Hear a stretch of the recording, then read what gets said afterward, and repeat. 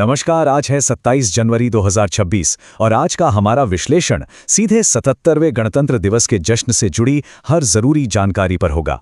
Parade के ऐतिहासिक पलों से लेकर बड़े बड़े सम्मानों तक हम उन सभी प्रमुख घटनाओं पर नजर डालेंगे जो एग्जाम के लिहाज से बहुत ही जरूरी हैं। तो देखिए, आज हम सबसे पहले गणतंत्र दिवस की खास झलकियों से शुरुआत करेंगे, फिर जानेंगे इस साल के प्रतिष्ठित सम्मानों के बारे में, उसके बाद देश विदेश की बड़ी खबरों का जायजा लेंगे, रक्षा और खेल की दुनिया में भी झांकेंगे और हाँ, आखिर में होगा आपके लिए दिन का प्रश्न। तो चलिए शुरू करते हैं। तो सबसे पहले बात करते हैं गणतंत्र दिवस की खास झलकियों की और जानते हैं 77वें गणतंत्र दिवस परेड के कुछ यादगार और बहुत ही महत्वपूर्ण पलों के बारे में। देखिए, इस साल की परेड सही मायनों में नारी शक्ति के नाम रही, जिसने एक नया इतिहास रच दिया। परेड में एक ऐसा नज़ारा देखने को मिला जो न केवल पहली बार हुआ, बल्कि हमारी सशस्त्र सेनाओं में महिलाओं की बदलती भूमिका का एक बहुत ही शक्तिशाली प्रतीक भी बन गया। और ये ऐतिहासिक पल जुड़ा है असिस्टेंट कमांडेंट सिमरन बाला के नाम से। वो सीआरपीएफ की पहली महिला अधिकारी बन गई हैं जिन्होंने 140 पुरुष जवानों की एक पूरी टुकड़ी को कमांड किया। ये सिर्फ एक रिकॉर्ड नहीं है, बल्कि इस बात का सबूत है कि नेतृत्व की भूमिकाओं में महिलाओं की ताकत कितनी बढ़ रही है। हाँ, और परीक्षा के लिए सीआरपीएफ का आदर्श वाक्य सेवा और निष्ठा भी जरूर याद रखिएगा। जैसा कि हम जानते हैं, हर गणतंत्र दिवस पर एक विदेशी मेहमान मुख्य अतिथि होते हैं और इस साल ये सम्मान मिला जर्मनी के चांसलर को। उनकी ये यात्रा भारत के लिए एक बड़ी सौगात भी लेकर आई।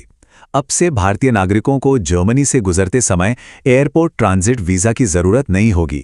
ये दोनों देशों के बीच मजबूत होते रिश्तों का एक साफ संकेत है। गणतंत्र दिवस का जश्न सिर्फ परेड तक ही सीमित नहीं होता, बल्कि ये उन लोगों को सम्मानित करने का भी मौका होता है जो देश का नाम रोशन करते हैं। चलिए अब देखते हैं 2026 के कुछ प्रमुख सम्मान और पुरस्कार। इस साल कला से लेकर समाज सेवा तक कई क्षेत्रों में योगदान को सराहा गया। महान संगीतकार इलैया राजा को अजंता एलोरा फिल्म महोत्सव में पद्मपाणि पुरस्कार से नवाजा गया। वहीं भारतीय रेलवे की अधिकारी चंदना सिन्हा को उनके बहुत ही साहसी काम यानी ट्रेनों में बाल तस्करी को रोकने के लिए रेलवे का सर्वोच्च सम्मान दिया गया है। चलिए अब गणतंत्र दिवस के समारोहों से थोड़ा आगे बढ़ते हैं और नजर डालते हैं देश और दुनिया की कुछ और बड़ी खबरों पर जो भारत के भविष्य को एक नया आकार दे रही हैं। अगली खबर एक नेट जीरो शहर से जुड़ी है। तो पहले ये समझते हैं कि इसका आखिर मतलब क्या है। देखिए, सीधे साधे शब्दों में इसका मतलब है एक ऐसा शहर बनाना जिसका पर्यावरण पर कोई बुरा असर ना हो, मतलब लगभग शून्य हो, यानी जो पूरी तरह से टिकाऊ और प्रकृति के अनुकूल हो। और इसी सोच को अब हकीकत में बदलने के लिए तेलंगाना सरकार ने यूएई के साथ मिलकर भारत का पहला net zero greenfield smart city बनाने का समझौता किया है। ये शहरी विकास और पर्यावरण संरक्षण को एक साथ साधने की दिशा में एक बहुत ही बड़ा कदम है। अब बात करते हैं एक बहुत ही अहम सरकारी योजना की। केंद्रीय मंत्रिमंडल ने अटल पेंशन योजना को 2030-31 तक के लिए बढ़ा दिया है। 2015 में शुरू हुई ये योजना हमारे देश के असंगठित क्षेत्र के करोड़ों मजदूरों को बुढ़ापे में सामाजिक सुरक्षा देने का एक महत्वपूर्ण जरिया है और इसका विस्तार यकीनन एक बड़ी राहत की बात है। अब एक नजर अंतर्राष्ट्रीय ऊर्जा जगत पर डालते हैं। जापान ने दुनिया के सबसे बड़े परमाणु ऊर्जा संयंत्र काशिवाजाकी कारिवा को फिर से शुरू कर दिया है। ये फैसला वैश्विक ऊर्जा समीकरणों पर काफी बड़ा असर डाल सकता है, क्योंकि ये प्लांट एक लंबे समय से बंद पड़ा था। चलिए अब बात करते हैं देश की सुरक्षा और खेल की दुनिया में जो कुछ भी नया और महत्वपूर्ण हुआ है उसकी। 12,000 ये सिर्फ एक नंबर नहीं है, ये एक बहुत बड़े सुरक्षा अभियान का पैमाना है। तो आखिर क्या है ये अभियान और ये किस से जुड़ा है, आइए जानते हैं। तो ये 12,000 का आंकड़ा जुड़ा है पंजाब पुलिस के ऑपरेशन प्रहार से। गैंगस्टरों के सफाई के लिए चलाए जा रहे इस बड़े अभियान में 12,000 जवान और 2,000 पुलिस टीमें राज्य भर में एक साथ कार्रवाई कर रही हैं।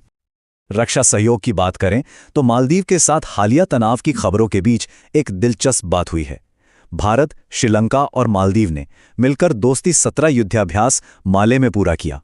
ये दिखाता है कि कूटनीतिक उतार चढ़ाव के बावजूद क्षेत्रीय सुरक्षा सहयोग की अपनी अलग अहमियत है। अच्छा, रक्षा क्षेत्र में 2 महत्वपूर्ण पदों पर नई नियुक्तियां भी हुई हैं। पी शिवमणि अब भारतीय तटरक्षक बल यानी आईसीजी की कमान संभालेंगे, जो हमारी समुद्री सीमाओं की रक्षा करता है। वहीं हरपाल सिंह को सीमा सड़क संगठन यानी बीआरओ का प्रमुख बनाया गया है, जो मुश्किल से मुश्किल इलाकों में सड़कें बनाकर देश को जोड़ता है।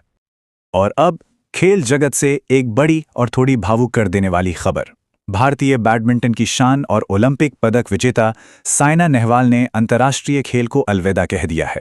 अर्जुन पुरस्कार से लेकर खेल रत्न तक उनका जो शानदार करियर रहा है, वो देश के लाखों युवाओं के लिए हमेशा एक प्रेरणा बना रहेगा।